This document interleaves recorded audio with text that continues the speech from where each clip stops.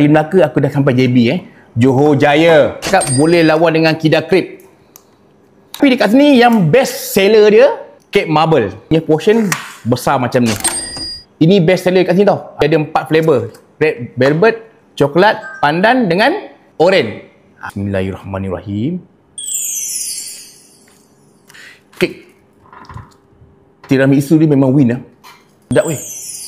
Kek ni memang sedap. Sedap gila. Macam ni punya portion bagi aku kek okey lah. Okay. Perjalanan aku 2 jam lebih.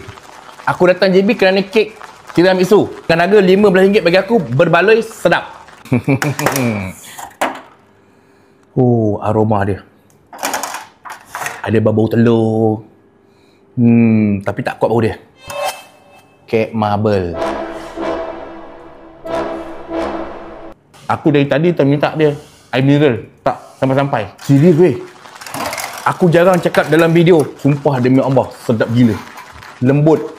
Yang ini makan tak melekat dekat bibir dan tak melekat dekat mulut. Kat Kedah Crepe boleh challenge. Kek marble dia.